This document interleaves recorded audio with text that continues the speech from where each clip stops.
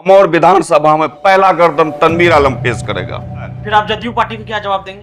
JDU party को मैं 3 तलाक दिया जिस दिन उन्होंने इस कानून का सपोर्ट किया था। हमसे तो दुश्मनी निकाल ही रही है, हमारे जो लेटे हुए पूर्वज हैं उनसे भी दुश्मनी निकालना चाह रही है। आप सीधे सीधे ये मानते हैं कि ये सरकार जमीन छीनने का मतलब कानून बनाया है? 100% हम मान रहे हैं। कब्रिस्तान को खोदना है, हिंदू मुस्लिम होना है, मुसलमान एक तरफ हो जाएंगे 18%, सारे हिंदू को एक तरफ कर लेंगे, मतलब हमारा जो भाईचारगी है उसको तोड़ देंगे और वोट ले लेंगे। कुछ नहीं करना है, हर बार 2% 10% कब्रिस्तान को खोदना है, हिंदू मुस्लिम होना है, सरकार को वोट में जो वक्फ है इसमें आप हिंदू भाई को कैसे घुसा रहे हो भाई?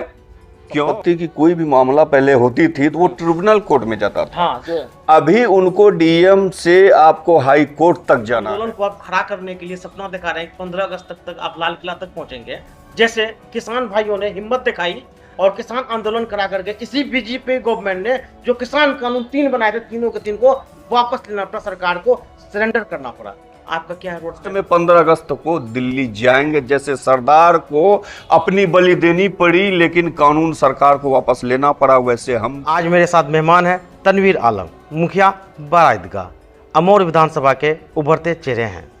इनसे पूछेंगे वक्फ बिल के बारे में। मुखिया जी, मुझे बिल्कुल आसान भाषा में बताइए कि वक्फ कानून अब लागू हो चुका है, लागू होने के बाद मुस्लिम समाज इसको कैसे देख रही है, उस पर क्या इफेक्ट पड़ने वाला है आने वाले दिनों में, थोड़ा खुल के बताइएगा। वक्फ का मतलब ही है दान जी, और ये अरबी वर्ड है। और ये जो दान दिया जाता है, जो भी प्रॉपर्टी, जो भी संपत्ति मुसलमानों के द्वारा, वो अल्लाह के नाम पे दिया जाता है।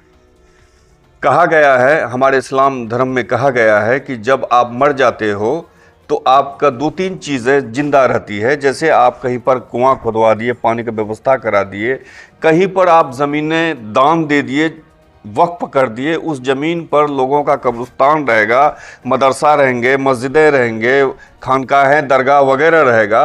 उसमें जो लोग फ़ायदा उठाएंगे उनसे उनको सवाब मिलेगा, उनके गुनाहों का बख्शिश होगी। इसलिए वक्फ में लोग अपनी प्रॉपर्टी को करते हैं।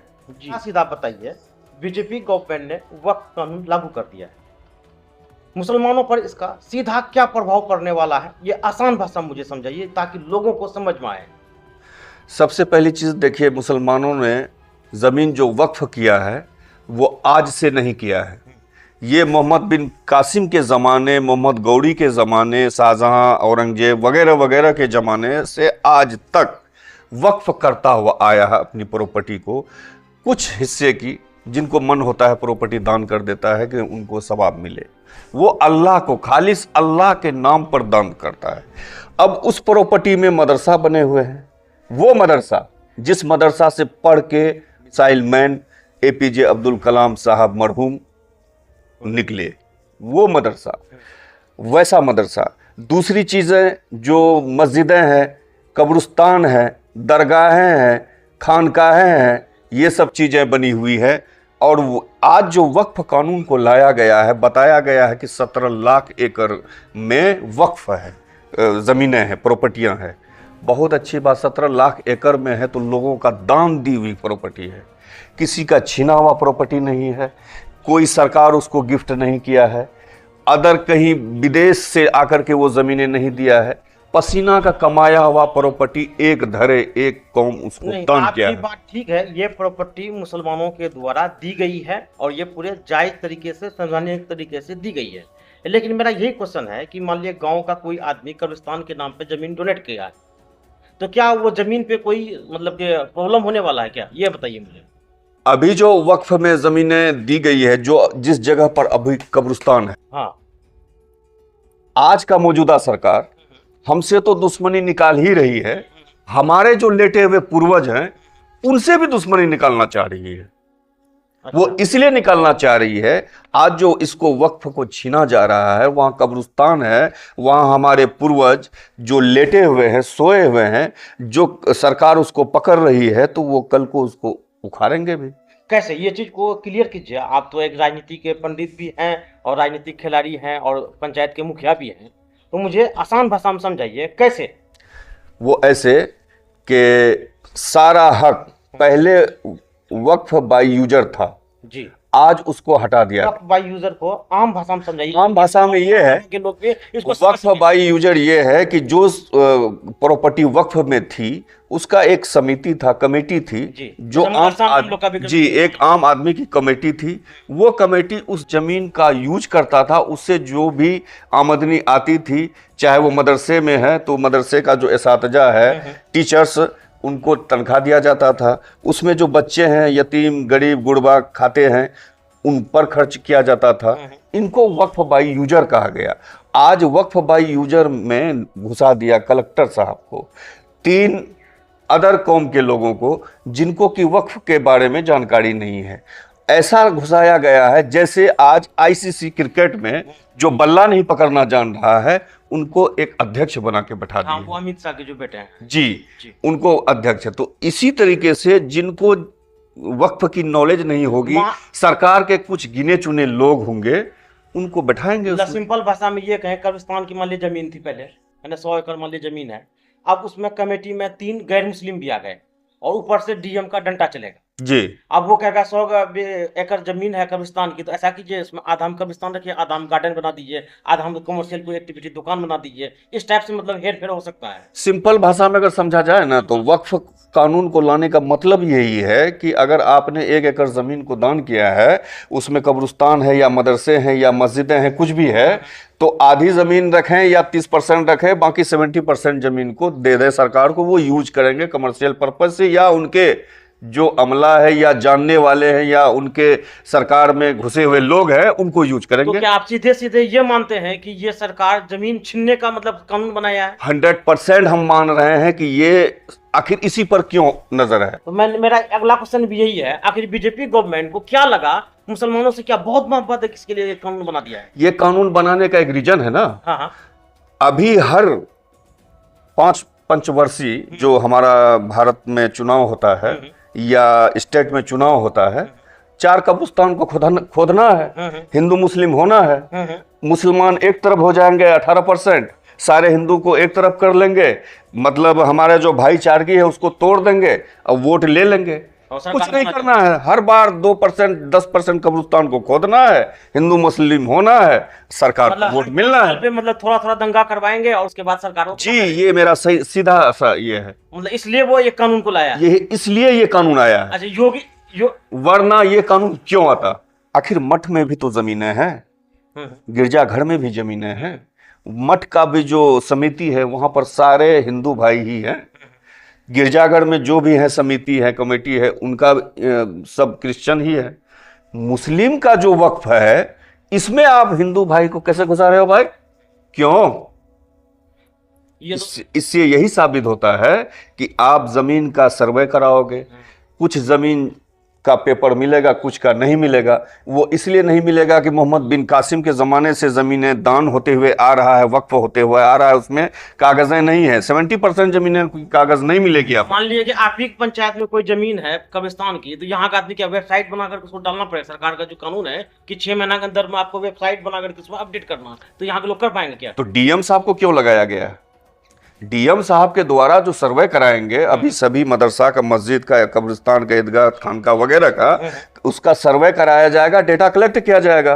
30% पेपर मिलेगा, 70% पेपर नहीं मिलेगा। वही 70% पर तो नजर है, उसी 70% को वो जाकर के डिवाइड करेगा अपनों में वो। और ये भी आपको बता दें कि वक्फ की ज्यादा जमीन जो है कि शहरी पॉपुलेशन, जो शहरी एरिया वहां पर है, दिल्ली का एग्जाम्पल लीजिए, जैसे पुरानी दिल्ली, इसी तरह मुंबई सेंट्रल, है ना, इस टाइप से अगर आप एनालिसिस कीजिएगा तो ये जो वक्फ की प्रॉपर्टी है ये 3rd रैंक में आता है रेलवे और रक्षा मंत्रालय के बाद। लेकिन कॉस्टिंग के हिसाब से अगर देखा जाए तो रेलवे से भी 12 गुना ज्यादा औकात, यानी ज्यादा पैसा कहाँ का मिलना है? वक्फ की प्रॉपर्टीज मिलना है। तो एक बहुत बड़ा खजाना है इसको हाथ लगने वाला जी। ये मुसलमानों का जो बना हुआ है इतना दिनों से, इसको मतलब लेने का एक तरीका बना लिया है। तरीका है, धरोहर को मिटाने का तरीका है। 4-5 छोड़ के बाकी सबको मटिया मेट कर देंगे।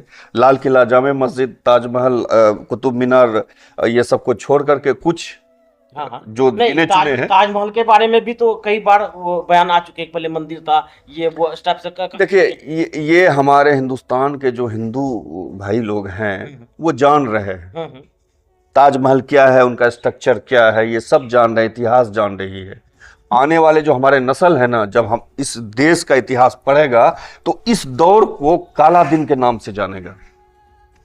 इस दौर का इतिहास को काला दिन के इतिहास से जानेगा। जिस तरीके से मुसोलिनी हिटलर को जान रहा है, चंगेज खान को जान रहा है, आने वाले जो नस्ल है वो इस टाइप से जानेगा। अच्छा मुखिया जी, एक चीज बताइएगा, जैसे कि हिंदुओं का भी जैसे वक्फ जो कानून है उनमें ये प्रावधान है कि अगर मामला कोर्ट जाता है, कोर्ट का जज अगर मुसलमान है तो वो दूसरे जिले के कोर्ट में जाएगा, डिस्ट्रिक्ट कोर्ट में।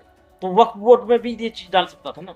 वक्फ बोर्ड को देखिए कितना जटिल बनाया गया है। अगर वक्फ की संपत्ति की कोई भी मामला पहले होती थी तो वो ट्रिब्यूनल कोर्ट में जाता था। हाँ, जो अभी उनको डीएम से आपको हाई कोर्ट तक जाना है। हाई कोर्ट जाना एक आम आवाम का, एक गरीब इंसान का जाने का बस की बात नहीं है। जब वो हाई कोर्ट नहीं जा पाएंगे तो वहां सिंपल सा लहजे में लिखा होगा, दिस प्रॉपर्टी बिलोंग टू वक्फ। अब एक बात ये भी है, जैसे कोई जिला का जो डीएम होता है वो पढ़े लिखे होते हैं और हाई टेक्निकल दिमाग होता है। एक गांव का जाहिल आम मुसलमान जो कभी शहर नहीं देखा है वो जाके डीएम से कैसे लड़ पाएगा? कभी भी नहीं लड़ पाएंगे। एक अच्छे खासे लोग नहीं मिल पाते हैं डीएम साहब से। आम आवाम कैसे जा पाएंगे? आम आवाम तो एक वीडियो से नहीं मिल पाते हैं कि आप जदयू में हैं और आप बताइए, इस आंदोलन को आप खड़ा करने के लिए सपना दिखा रहे हैं कि 15 अगस्त तक आप लाल किला तक पहुंचेंगे। जैसे किसान भाइयों ने हिम्मत दिखाई और किसान आंदोलन करा करके इसी बीजेपी गवर्नमेंट ने जो किसान कानून 3 बनाए थे, तीनों के 3 को वापस लेना पड़ा, सरकार को सरेंडर करना पड़ा। आपका क्या है रोड मैप? भारत में किसान का कानून जैसे पास किया गया था तो इसका सीधा इफेक्ट तो सभी हिंदुस्तानियों पर पड़ा, लेकिन खासकर सरदार भाई जो है हमारे, जो 4% है ओनली, वो स्ट्रांगली अगर इसका विरोध किया है तो वो सरदार को जाएगा। पंजाब के, हरियाणा के जाट सरदारों को जाएगा। उन्होंने 100 आदमी का बलि देना पड़ा दिल्ली घुसने के लिए, उन्होंने बलि दिया। नहीं, जैसे खबर में है कि आप उन सरदार जी के कांटेक्ट में, ये क्या सच्चाई है? 100% सच्चाई है। हिंदुस्तान का सभी के संपर्क में है हम, हिंदू मुस्लिम सिख ईसाई सभी संपर्क में है, कुछ एक को छोड़ के। तो क्या आपका रोड मैप है, क्या करने वाले हैं? मेरा रोड मैप ये है कि हम अपने ये काला कानून का जानकारी अपने जनता को दे रहे हैं। पहले पंचायत स्तर पर, फिर 8-9 पंचायत स्तर पर, फिर ब्लॉक लेवल पर जाएंगे, फिर हम जिला लेवल पर जाएंगे, 2-4 जिला एक जगह होंगे, फिर हम कोशिश करके पटना जाएंगे, राज्य स्तरीय करेंगे, लास्ट में 15 अगस्त को दिल्ली जाएंगे। जैसे सरदार को अपनी बलि देनी पड़ी लेकिन कानून सरकार को वापस लेना पड़ा, वैसे हमको भी अगर फांसी देने की पहली बात आएगी तो अमौर ब्लॉक में, अमौर विधानसभा में पहला गर्दन तनवीर आलम पेश करेगा फांसी देने के लिए। आप फांसी के लिए तैयार हैं? 100% तैयार हैं। सरकार आज इस कानून को वापस ले, मैं फांसी पे लटकने के लिए तैयार हूं। तनवीर आलम का ये वादा है। फिर आप जदयू पार्टी को क्या जवाब देंगे? जदयू पार्टी को मैं 3 तलाक दिया जिस दिन उन्होंने इस कानून का सपोर्ट किया था। मुसलमान जदयू पार्टी को बहुत अच्छे तरीके से देख रही थी, लेकिन मुसलमानों के साथ विश्वासघात हुआ। नहीं, ये बात मिथ बन चुका है कि जैसे कि पहले सीए एनआरसी में मोदी को लोग जिम्मेदार मानते थे क्योंकि फुल मेजोरिटी की थी। इस बार जो है कि लोगों के में एक ट्रेंड चेंज हुआ है। नीतीश कुमार और चंद्रबाबू नायडू के समर्थन से बीजेपी सरकार टिकी हुई है, लेकिन बिहार के लोगों को लगता है कि नीतीश कुमार का जो है कंट्रोल मोदी सरकार पर, ये अगर समर्थन ले ले, अगर ये सपोर्ट नहीं करता तो ये कानून नहीं बनता। यही रीजन है कि यहाँ के मुसलमान जो हैं, बिहार के मुसलमान, इसलिए उनसे बहुत ज़्यादा ही नाराज हैं और खुल करके उसकी पार्टी की मुखालफत भी कर रहे हैं और कई लोगों ने उसके पार्टी छोड़े भी हैं। उनमें एक तनवीर मुखिया है, मास्टर मुजाहिद आलम साहब है, और भी अभी कई नाम आपको सामने आने वाले हैं बहुत जल्द। मुखिया जी, आप पंचायत के एक मुखिया हैं, लेकिन आपका प्रभाव पूरे विधानसभा पर, ये बात छुपी हुई नहीं है। हर कोई आपको अच्छे से जानता है, पहचानता है। हो सकता है भविष्य में आप इसके कैंडिडेट भी हो। चलिए, लेकिन मुझे ये बताइए, अमौर विधानसभा की राजनीति में वक्फ कानून के पास होने के बाद अमौर विधानसभा की राजनीति में इसका क्या इम्पैक्ट, क्या प्रभाव पड़ा है, तो आप बताइए मुझे। हमको दुनिया के अंदर में सबसे बड़ा यकीन है मरना। मरना मेरे लिए सबसे बड़ा यकीन की बात है और हम एक दिन मरेंगे। मरने के बाद हिसाब होगी। आज का ये काला कानून में जितने भी बड़े नेता हैं, चाहे वो पूर्णिया का हो, हिंदुस्तान का कोई क्षेत्र का हो, हम उनसे अपील करेंगे और उनसे दरखास्त भी करेंगे कि इस काला कानून में आप बढ़ चढ़ कर हिस्सा लें। सारा मुस्लिम, सारे कम्युनिटी आपके साथ रहेगी। जो नेता इस कानून में साथ नहीं रहेंगे पब्लिक उनको बता अच्छा, देने एक चीज वाली बताइए, थी। जैसे एक वो टीवी खबर आई कि आप पटना में जितने भी ऑल पार्टी मुस्लिम लीडर्स की एक मीटिंग थी, आप लोगों ने जब मीटिंग किया, मीटिंग करने के बाद प्रेस कॉन्फ्रेंस क्यों नहीं किया आप लोगों ने? मतलब एक मैसेज आता है ना पूरा हिंदुस्तान के लीडरों को, तो आप इस बात को आप लोगों ने छुपाया क्यों? हम लोगों ने जितने भी तंजीमें थी, जितने भी जमात उलमा हिंद थे, जो भी मदरसा के थे, जो भी लीडरान हैं मुस्लिम में, जो वक्फ बोर्ड को समझते हैं, सभी की मीटिंग हुई थी पटना में। इनको इसलिए अलग रखा गया कि हमारी सुधी लेने वाला है कौन? ना हमारे सुधी मीडिया लेती है, ना हमारे सुधी अमला लेती है, ना हमारा सुधी मिनिस्टर लेती है, ना हमारा सुधी सरकार लेती है। काला कानून के लिए पसीना क्या है? हम तो अपना खून देने के लिए तैयार हैं। मेरा खून से अगर ये काला कानून वापस होता है, तनवीर आलम अपना सारा खून देने के लिए तैयार है। चलिए मुखिया जी, बात करने के लिए बहुत बहुत शुक्रिया। शुक्रिया।